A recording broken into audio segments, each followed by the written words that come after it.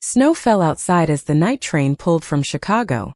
A stranger sat beside me, closing her book slowly. "Is this seat taken?" she asked, voice low and warm.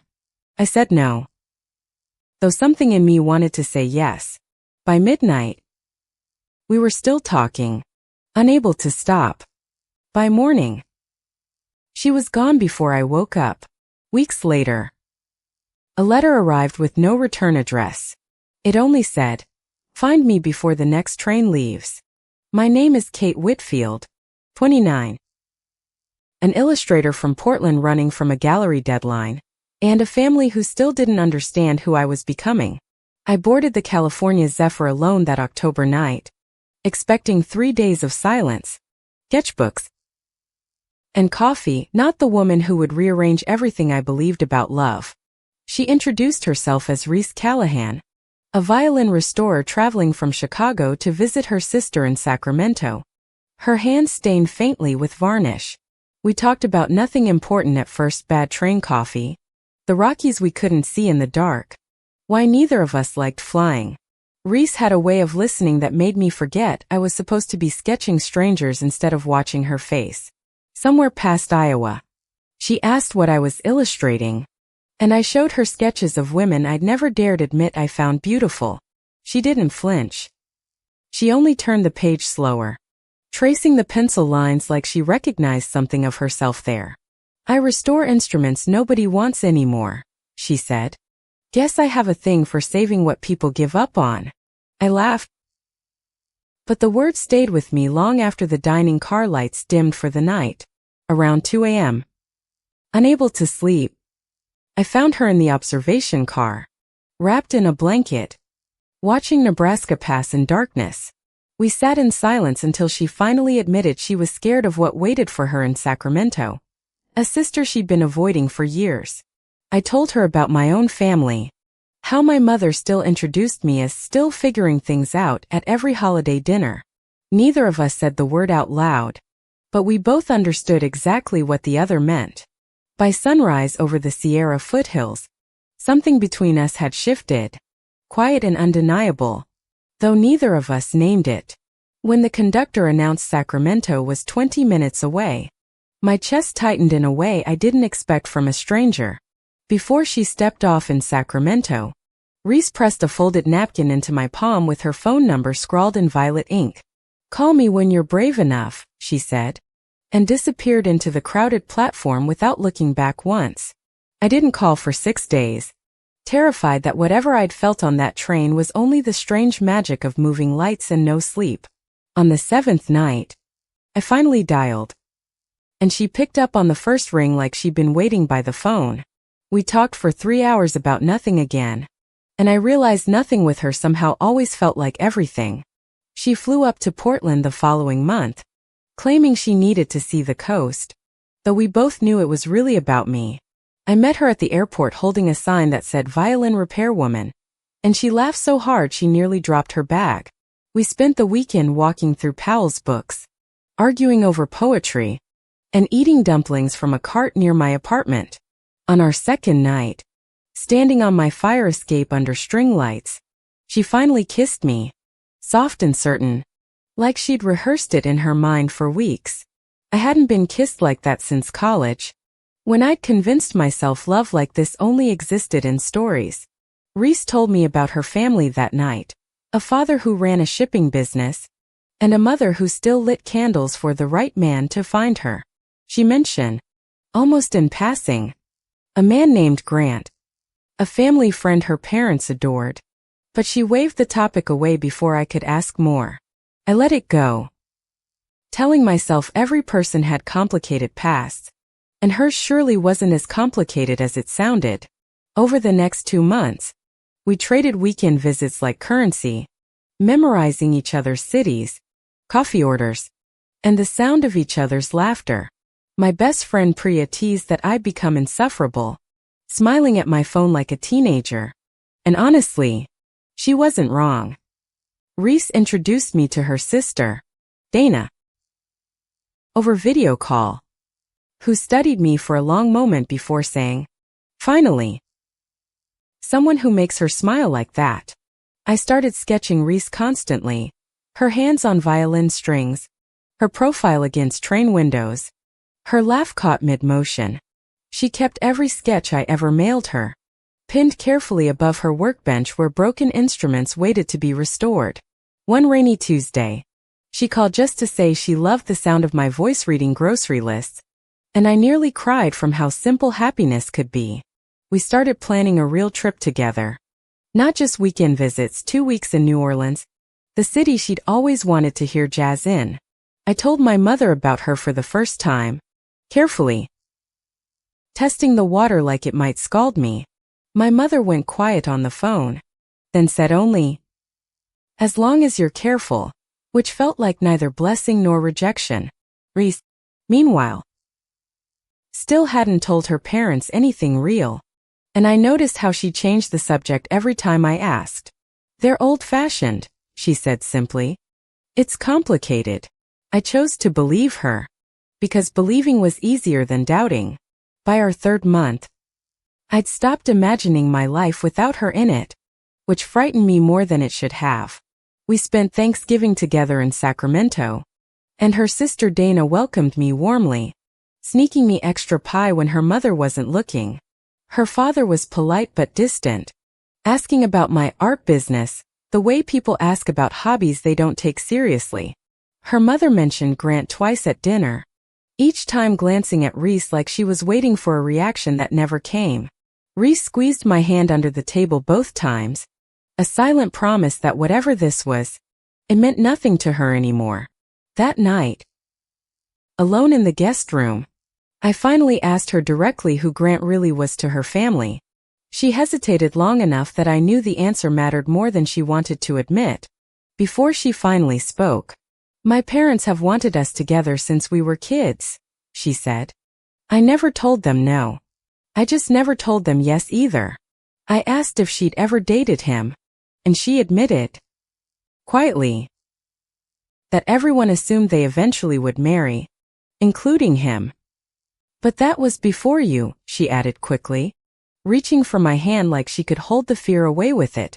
I wanted to believe her completely, but a small, cold thread of doubt had already begun weaving itself into my chest. We didn't speak of Grant again that trip, though his name lingered in every silence between us like an uninvited guest.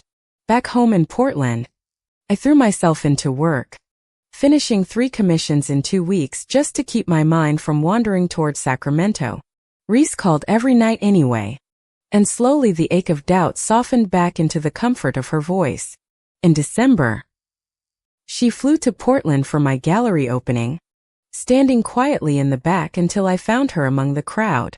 She'd worn the blue dress I once mentioned loving, and when our eyes met, the entire room seemed to fall away. After the show, we walked along the river, and she told me, unprompted, that she loved me for the very first time. I said it back without hesitation, the words arriving easier than I'd ever imagined they could. For the first time in years, I let myself believe that love didn't have to come with an asterisk. We spent New Year's Eve together in Portland, watching fireworks from my rooftop, wrapped in the same blanket from the train. "Remember when you asked if this seat was taken?" I teased, and she kissed me instead of answering. January brought talk of the future. Maybe she'd move to Portland.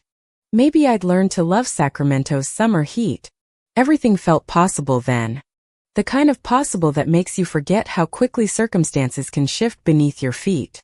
In February, Reese mentioned her parents were hosting a big dinner for her father's 50th birthday, and she wanted me there. I said yes immediately, excited to finally stand beside her in front of everyone who mattered to her. She grew quieter as the date approached, and I mistook her nerves for simple family stress. Nothing more. 3 days before the dinner, she called and asked, voice shaking slightly, if I could come a day later than planned. I agreed without asking why, not yet realizing that single question would unravel everything I thought I understood about us. I arrived in Sacramento a day late, my suitcase still packed with the green dress I'd bought specifically for that dinner. Dana met me at the door, her face pale, and pulled me aside before I could even step into the house. "There's something you need to know before you walk in there," she whispered, glancing nervously toward the dining room. Through the doorway, I saw Reese standing beside Grant, her parents beaming. A small velvet box open in his outstretched hand. My chest went hollow as I heard her father announce, loudly enough for the whole room, that Reese and Grant were engaged.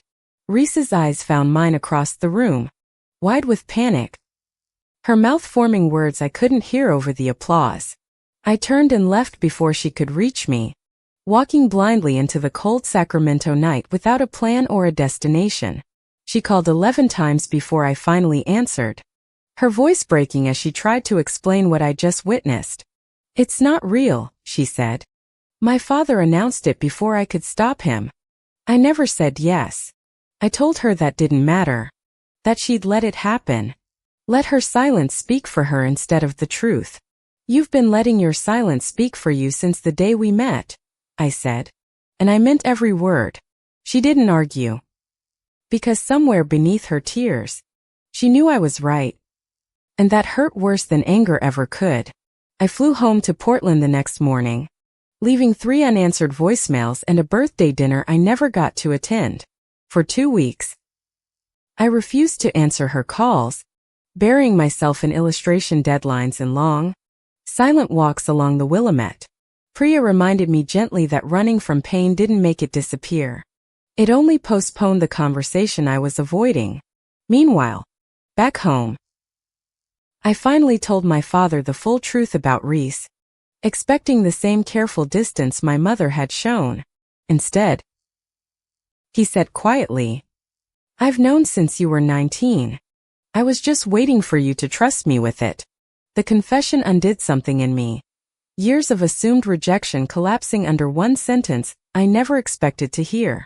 He told me he'd seen my sketchbooks years ago, full of women's faces drawn with the tenderness he recognized immediately as love.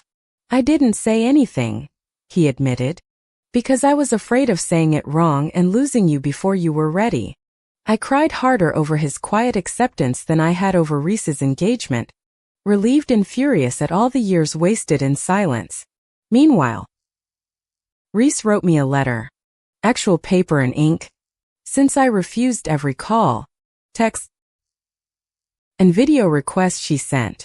She wrote about growing up watching her father's shipping company nearly collapse twice, and how Grant's family had quietly kept it afloat both times. Marrying Grant, in her parents' eyes, wasn't romance, it was survival, a debt owed across 2 generations of struggling business partners. "I was born already promised to someone," she wrote, "and I didn't know how to unpromise myself without breaking my whole family." She admitted she'd planned to refuse Grant privately after the party, never expecting her father to announce it publicly before she could. "I should have told you about the pressure the day I told you about him," she wrote. "I was a coward. And I'm sorry." I read the letter 4 times, angry and heartbroken and unwillingly moved by the fear bleeding through every careful sentence. Though I didn't respond, needing time to understand whether love built on hidden fear could ever stand on solid ground. In March, Dana called me instead of Reese, saying her sister had finally told their parents the truth about everything, including me. Their mother reportedly went silent for 3 days, refusing to speak to Reese except to ask if this was a phase. Their father, surprisingly, said less than expected, only that he needed time, and that Grant deserved better than a lie anyway. Grant, turned out, released her from the engagement immediately, admitting he'd suspected for months that her heart belonged elsewhere. "He's a good man," Dana told me, confused, hurt, but good. He said he'd rather have his best friend than a wife who loved someone else. Reese moved out of her parents' house that week, renting a small apartment above a music shop while her family processed everything. She started restoring instruments full-time from that apartment, mailing me photographs of finished violins without a single accompanying word. I kept every photograph, unable to answer them, unable to fully let go of the anger still lodged beneath my ribs. In April, my father encouraged me gently to at least hear her out, saying regret over silence was heavier than regret over speaking. I know that better than anyone, he added, and I understood he meant every quiet year he'd spent not telling me the truth. I finally called Reese on a Thursday evening, my hands shaking so badly I nearly hung up before she answered. She didn't apologize again or make excuses. She simply asked if she could come to Portland and explain herself in person. I agreed, cautiously, telling myself this was closure, not reconciliation, though some traitorous part of me already hoped otherwise. She arrived that Saturday looking thinner, quieter, carrying a small wooden box she said held something she needed to show me. Inside was a half-restored violin, its body cracked down the middle, strings loose and tuning pegs missing entirely. "This is us," she said. "Broken. Unfinished. And honestly terrifying to fix. But I've never wanted to save anything more." I told her that metaphors wouldn't undo months of silence, that trust wasn't something restored with a single gesture, however beautiful. She nodded, accepting it, and said she wasn't asking for instant forgiveness, only for the chance to slowly earn it back. We sat on my fire escape again, this time without kissing, just talking honestly for the first time about fear, family, and shame. She admitted she'd spent her whole life being the responsible daughter, terrified that choosing herself meant destroying everyone who depended on her. I admitted my own fear, that loving someone hidden meant eventually becoming invisible myself, disappearing into someone else's secret. Neither of us solved anything that night. But for the first time, the silence between us felt honest instead of hollow. She flew back to Sacramento the next morning, and I told her I needed real time, not promises, before I could trust again. Over the following weeks, Reese wrote me letters instead of calling, slow and deliberate, rebuilding trust one honest page at a time. She described repairing violins as therapy, saying every crack she mended reminded her that broken things could still make music again. I answered eventually, first with short notes, then longer ones, until we were writing daily like teenagers passing notes in class. By May, we were talking on the phone again, careful and tender, testing the ground before stepping fully back onto it. Her mother still refused to discuss the situation, speaking to Reese only about safe topics like weather and grocery lists. Her father, though, surprised everyone by asking Reese to bring me to Sunday dinner, saying he wanted to actually know me. I went, terrified, wearing the same green dress from the canceled engagement dinner, determined not to hide from that house again. Dinner was stiff at first, her mother's silence sitting heavy at the table like an uninvited guest none of us named. Halfway through dessert, her father asked me directly about my art, and for the first time, he actually listened to my answer. Her mother said almost nothing all evening, until I was leaving, when she quietly said, "Drive safely, Kate," using my name for the first time. It wasn't acceptance exactly, but it was a door left slightly open instead of slammed completely shut, and I took it as progress. In June, the shipping company Reese's father ran faced a sudden crisis when their biggest client threatened to walk away entirely. Grant's family, despite the broken engagement, stepped in anyway to help renegotiate the contract, asking nothing in return but decency. Reese told me she cried when she heard, overwhelmed that kindness could survive even after she disappointed everyone's carefully laid plans. The crisis passed, but it left her father more openly grateful toward Reese for finally living honestly, whatever the cost had been. "Secrets almost cost us the business twice," he admitted to her. "Maybe honesty is worth more than I gave it credit for." That summer, Reese finally moved to Portland, subletting a small studio near the river, close enough to walk to my apartment. We took it slow deliberately, dating properly this time, learning each other again without the shadow of Grant or hidden engagements. My father adored her instantly, teaching her his terrible fishing jokes, while my mother remained politely reserved but no longer distant. Reese opened a small violin restoration shop downtown, and I helped her paint the sign, both of us covered in blue paint by sunset. Business was slow at first, but word spread through local musicians about the woman who could revive instruments everyone else called unsavable. In August, her mother finally called, asking hesitantly if she could visit the shop sometime, see what her daughter had built. Reese agreed immediately, nervous energy radiating off her for days before the visit, terrified of disappointing her mother yet again. Her mother came, studied the workshop silently, then picked up a nearly finished violin and asked how long the repair had taken. 3 months, Reese answered. Some things can't be rushed if you actually want them to sound right again. Her mother nodded slowly, understanding arriving in her eyes the way it sometimes does, quietly, without dramatic declaration. Before leaving, she hugged Reese, brief and stiff, but real, and told her the shop suited her better than any wedding ever would have. Reese called me crying happy tears that night, saying she finally felt like her mother saw her. Actually saw her. For the first time. Our first year together, if you counted from the train, was messier and harder than either of us had imagined it could be. But by September, it also felt like something solid, something built deliberately from honesty instead of convenient silence.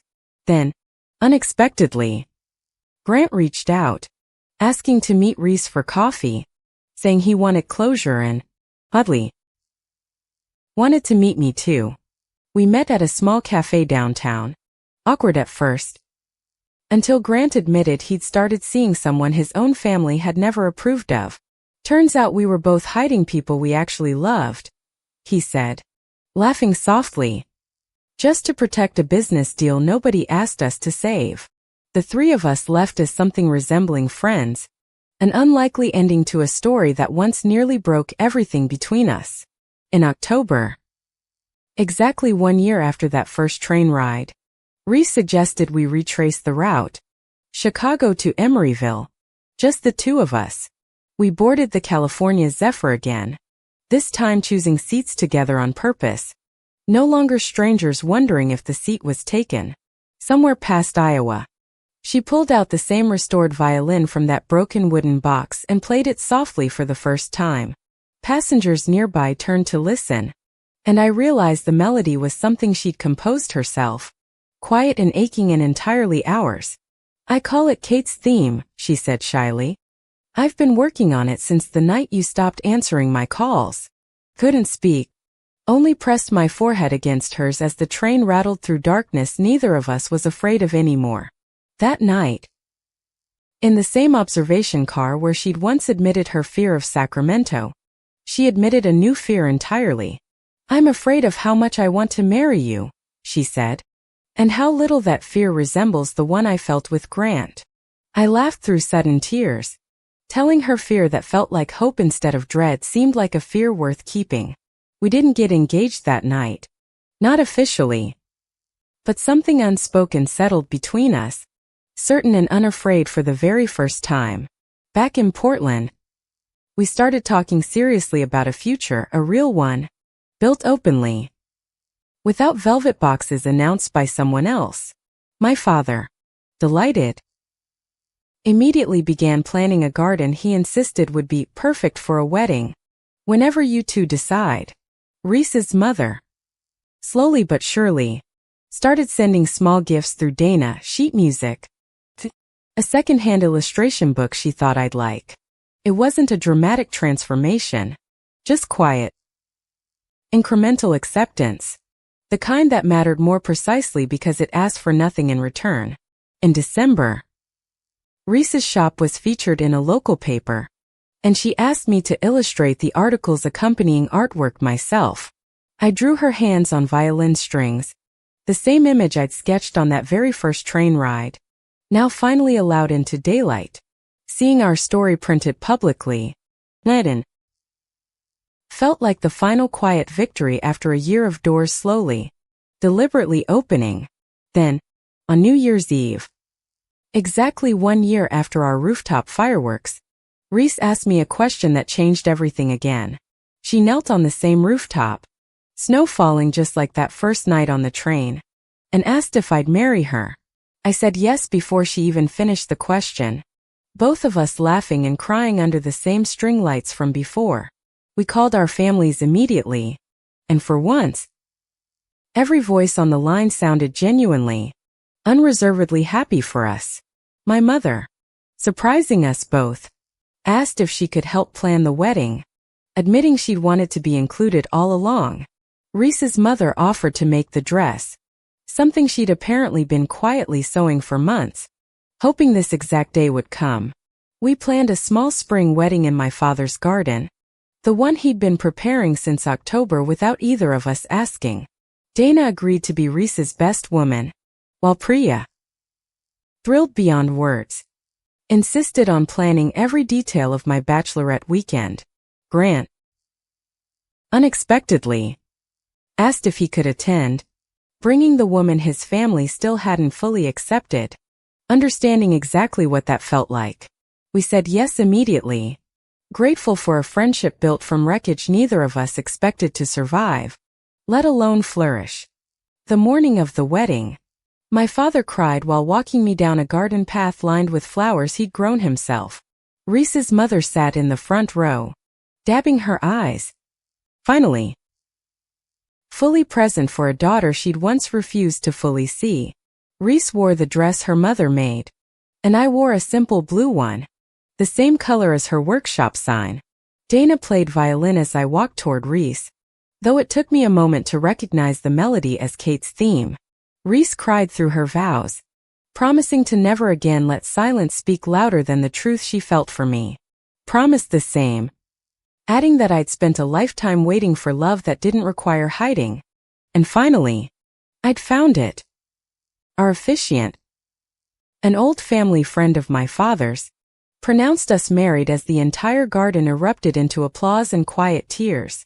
At the reception, Reese's father raised a toast, admitting he'd once valued business deals over his daughter's happiness, and regretted every year of it. I'm grateful, he said, that she was braver than I was, brave enough to choose honesty over everything I once thought mattered more. My mother danced with Reese's mother at one point, two women who'd once struggled separately, finally laughing together over shared relief. Priya gave a toast about the terrible train sign I'd once held at the airport, and the whole reception dissolved into laughter.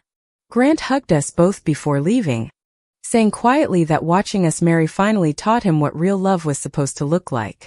That night, dancing under string lights again, Reese whispered that she never imagined a train seat could lead to an entire life. I told her I hadn't either, that some strangers turn out to be exactly the people you were always meant to find. We opened her restoration shop the following Monday, now with a small sign added beneath the original one. Est.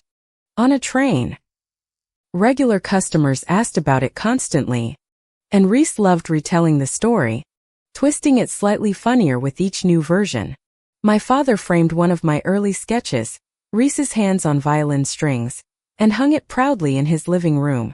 Reese's mother started visiting every few weeks, learning to love the daughter she once wished had chosen differently, fully and without conditions. We eventually adopted a small, half-blind cat from a shelter near the shop, naming her Zephyr, after the train that started everything. Some nights, we still talked about that first ride, the napkin with violet ink, the fear neither of us admitted feeling. Are you glad the seat wasn't taken? I asked her once, echoing her own long-ago question back to her. It was taken, she said, smiling. Just not yet by the right person until you finally sat down beside me. 2 years after our wedding, Reese composed a second piece, one she played only once, quietly. The night we adopted Zephyr, she called it home, saying some songs only needed to be played for the people who already understood exactly what they meant. Looking back, I realized every obstacle, the engagement, the silence, the fear, had only clarified what mattered most in the end. Love, I learned, wasn't the absence of complication. It was choosing honesty again and again, especially when silence felt safer. Reese still restores broken instruments for a living, insisting nothing is ever too damaged to be worth the patient work of repair. I still illustrate strangers on trains sometimes, searching, half hoping for another story as unlikely and necessary as the one I found. We visit Chicago every October now, boarding the California Zephyr together, sitting in the exact same seats where it all began. Every time, without fail, Reese leans over and asks quietly, "Is this seat taken?" And every time, I say no. It's yours. Some people spend their whole lives waiting for a stranger to change everything. I spent one sleepless night on a train and found her. Ours was never a love without cost, but it was, and remains, the truest thing I have ever chosen for myself. Vandy.